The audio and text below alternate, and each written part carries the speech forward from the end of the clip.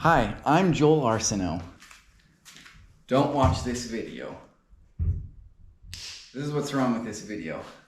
1, boring. 2, extra boring. 3, no editing done at all. Obviously. So that'll make it elongated. 4, poor camera work, out of frame. It's like we didn't even try. 5, oh, the shot's ruined, but we're just gonna use it anyway. Cut! A few of you had requested to see my trip out to see the Jetski brothers, the trip itself, so I threw together some clips, there's some voiceover. I don't expect any of you to watch this. This probably isn't going to be of any interest to most of you. If this is the first time watching my channel, I apologize. I promise that there's going to be some exciting content coming real soon, but I figured I would put this out for those of you who wanted to see it. Joel's working really hard on this, so watch the whole dang video. Drop a like on it for sure. Don't do that. I'm official. Got my registration numbers on. All I need to do now is put the hood on, load it up.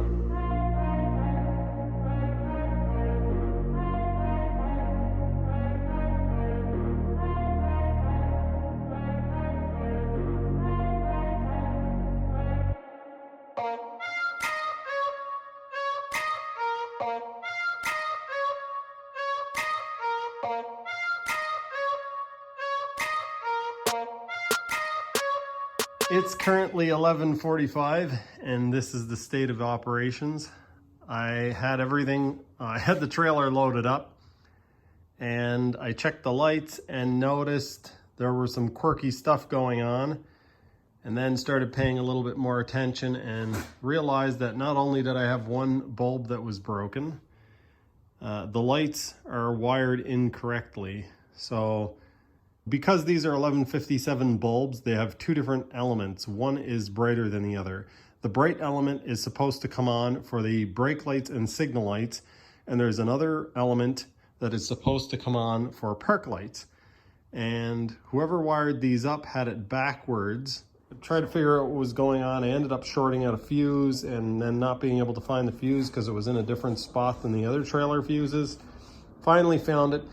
And now I've had these for about 12 or 15 years, and I've decided these are LEDs, they're sealed. This one is broken, it's not sealed at all, and this one, they're just not sealed very well. So the bulb was broken in this one, even though it was sealed, and this one had a good bulb, but it was broken, the lens is broken. So it's about to go bad. So what I'm gonna do, even though this is gonna take time and it is almost midnight, I'm going to build a bracket for these. I'm actually gonna make the bracket come up off of the trailer instead of down, so that way they'll be a little bit more protected. It is currently 2 a.m. and I just got the lights mounted, all wired up, heat shrunk, and I noticed that there's a couple park lights on the front of the trailer. One of them is working, one of them is not. And I have these that I bought years ago on sale, about 15 years ago, for $2.75. So sweet, absolutely awesome. I've got marker lights on the front.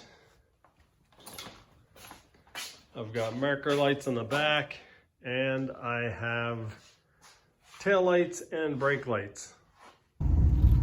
I just fueled up at a gas station around the corner from my house and I am headed out. I have a 11 or 12 hour journey ahead of me according to maps, but I'm sure it'll actually take longer than that. So I'll update you guys along the way.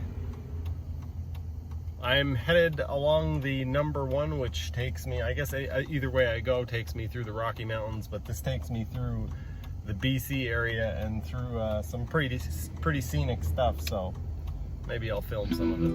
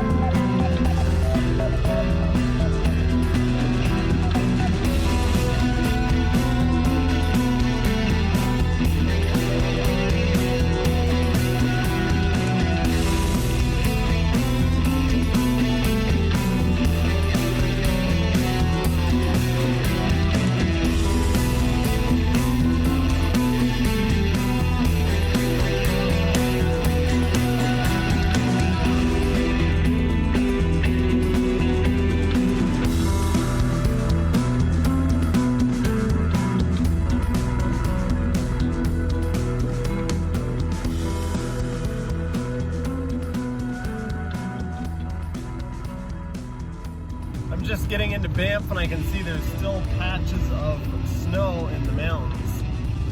So I've been talking to you guys and saying that the water level at Pine Coulee has been quite low. Let's see, can I bypass through traffic? Yes. Okay. Just getting into Banff National Park. Yeah, so there's still snow in the mountains. I've been telling you guys that the water level at the reservoir is quite low because of the lack of snowmelt. And yeah, it is, what, August 5th? Yeah, it's August 5th and there's still snow in the mountains, so that's pretty late.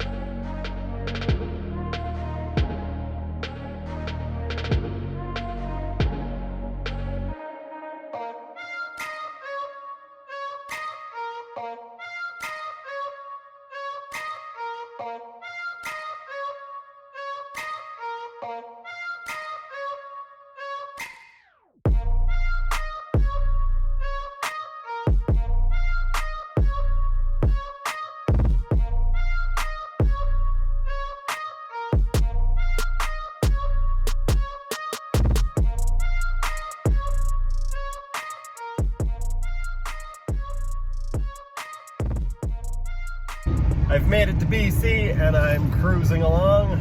I have had the camera battery die on me, which was somewhat expected. I plugged it in and then I just got a notice that it had powered off or stopped recording because it overheated. So probably big chunks of the time lapse missing.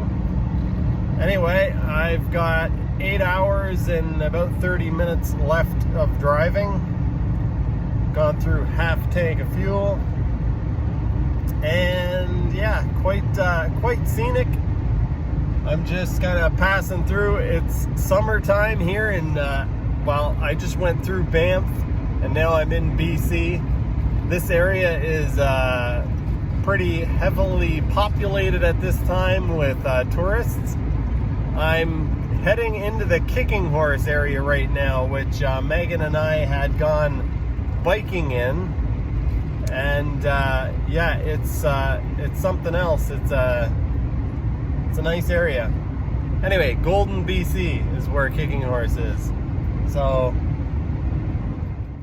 I'm doing okay. I thought I was going to be more tired. I didn't get a whole lot of sleep last night because I was up fixing the trailer, but it's gone by pretty good. I've been watching, not watching, I've been listening to some podcasts. And Forgotten Weapons on YouTube. I've been listening to Ian talk about different guns and answer questions about guns. So yeah.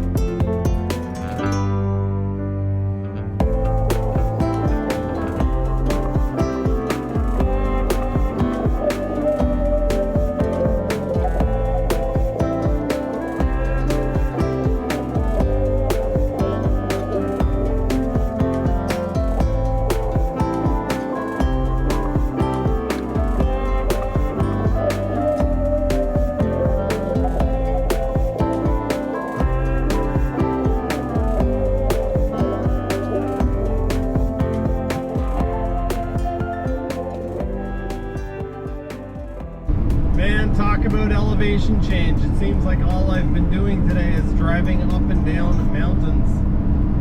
Earlier I climbed for about 45 minutes straight, and now I'm descending. The climbs, I feel pretty bad for my truck. It's, yeah, I don't like, if I keep it on cruise control, the RPM jumps way up. Well, way up for a V8, it jumps up to about 3,500, 4,000 RPM. The speed limit in that area was 120 kilometers an hour, 80 miles an hour-ish. And so, yeah, when you downshift at that speed, it's quite the rev. Anyway, I'm now descending, and it's kind of the opposite thing. It's trying to maintain a reasonable speed without heating the brakes. I don't like hitting brakes on the hills because it's where you get some of your fuel mileage back. I just paid all that money going uphill. It's 5:45 p.m. I've got about 5 more hours left to my drive, and I'm driving through a part of the country right now that has a huge amount of water, lots of lakes, and the amount of watercraft and watercraft stores that I've seen through here, well, I say watercraft, but boats basically.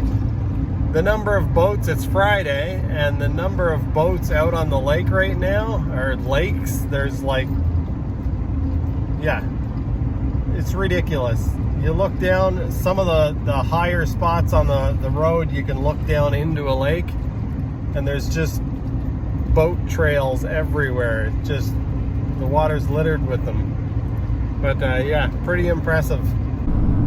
So the Hero 10, not a bad camera, but it does have its glitches. Of course, it is a GoPro. If you're not using it in open air, if you're not using it with some way that it's gonna get cool, on the Jetski it's not a problem obviously, but yeah, here in the truck, sitting on the dash, it even with the air conditioning on, it's overheated several times. I saw a lot of complaints about this on the Google web machine, so it's obviously a problem not just for me, but for everybody. I am, let's see, 4 hours and 35 minutes away from the Jetski Brothers residence. That is without any stops, and of course I'm going to need to take a few stops. I'm going to need at least one more fuel stop at some point, maybe 2. I've got about half tank of fuel, and let's see, how far is it? 432 kilometers left to go, so yeah, I'm gonna need one more fuel stop. What is it that you guys are most excited to see me ride? Is it the Sea-Rat, the mini jet boat, the V8? What else? The Bob, the Rob, and also, are you more excited to see me ride something or work on something? And also, what are you most excited to see me work on? What would you like to see me give the Jetski Brothers a hand with? The V8 jet ski? The mini jet boat? So many things to choose from. The Sea-Rat, I'm curious about the Sea-Rat and what kind of problems they're having with it, if they're still having problems. And I was actually thinking that because I have mine, hopefully mine works right. I haven't tested it, but if we test mine and it works okay, we could potentially swap some pieces over from mine to the Sea-Rat and see if we can pinpoint exactly what the issue is with the Sea-Rat. It'd be interesting. If we had more time, or maybe I'll come back sometime, but if we had a whole bunch of time, it would be a really fun project to do a whole lot of parts swapping. I did bring a few pieces. I brought a carbon bed plate. I brought my 2 carbon fiber SXR 800 ride plates. I don't know what else they will fit, but I brought those. And I also brought something that I don't think any of you guys know except for my Patreon followers. I bought a Pro Watercraft ride plate. The reason why I bought the Pro Watercraft ride plate is because it's made of some sort of polymer. It's a plastic, probably a fiberglass reinforced plastic. I purchased it thinking that it would probably be quite lightweight because it is made out of a plastic, and it turns out it's about half an inch, maybe 3/4 of an inch thick in some spots. So even though it's plastic, it's quite heavy. It's whatever it's reinforced with is quite heavy. It's definitely not light. So it would be fairly easy to make a copy of it or make a mold out of it because it's plastic, and I wouldn't have to do much work to get stuff to release from it. So I'm thinking about copying one out of carbon fiber, but maybe we'll try that this week. Not making one out of carbon fiber, but maybe we'll test the ride plate itself, see what it handles like, see if somebody with more experience than me can tell the difference. I'm sure I will be able to tell somewhat of a difference, but the ride plate on mine is, I forget, it's called a Jetline. Whatever it is an extended ride plate already. This one is actually a few inches longer than mine. I just stopped for my last fuel up and grabbed some chicken and some taters, and I made it 419 kilometers on that last tank of fuel. Can't speak apparently. I am about 2 hours away from my final destination. Man, look at this scenery. I know I have I have the camera set up in super view or something, so you guys won't really get a good look of it, but wow. That is something else. That's quite the view.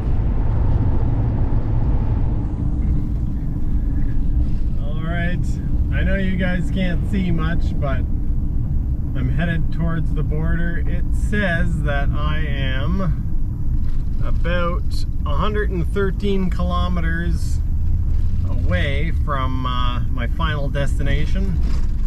Border crossing is coming up here pretty quick. Let's see, keep next.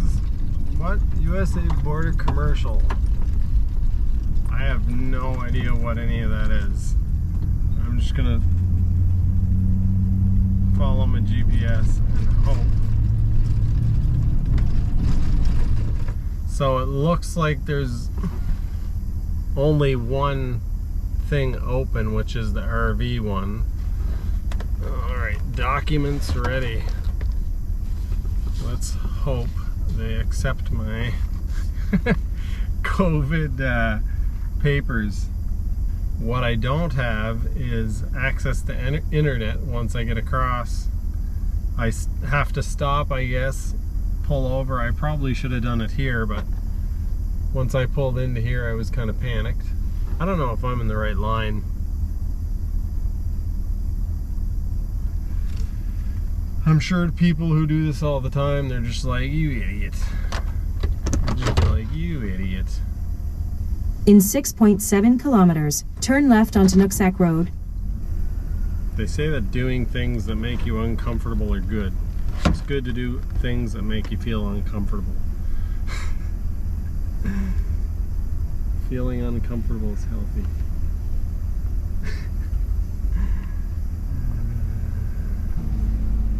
I think I'm supposed to go. It's not terribly clear.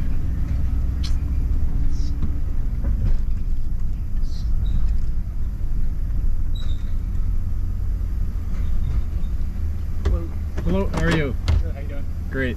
Got your passport? Yep. Where's home? Calgary, Alberta. Where we headed? Stanwood, Washington. Washington. What's the purpose of the trip? Vacation, jet skiing. How long will you be down? Till the 15th. Are you meeting anyone down there? Friends who live down there.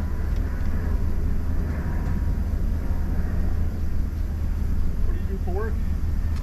I'm a small engine mechanic.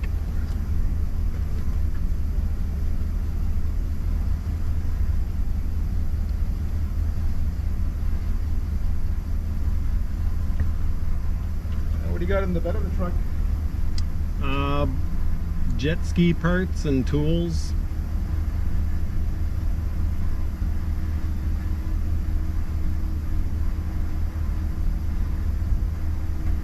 When's the last time you were in the U.S.? 2016, I believe, October.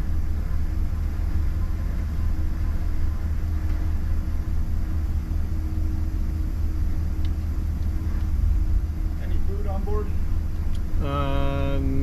Just 2 drinks. That's it.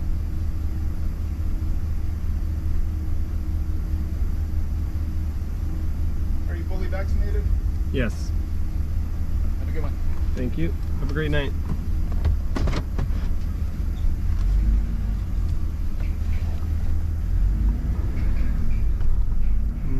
Where do I go? As you can see, I made it to Washington. If you like this video, you have no taste. So watch this video, this video, this video, and this video. And this video. Yes, I'm 6'4" and built like a brick house. So sturdy. Lots Dirty. of mortar. Lots of full of questionable content. Hey, no, we're not putting that into the universe. Good content. Strong content. Joel Arsenault has the best jet ski videos on YouTube. Joel Cut. Arsenault is built like his jet skis. Got Yeah, you owe me like $40 for that. Whoa, we don't take Canadian.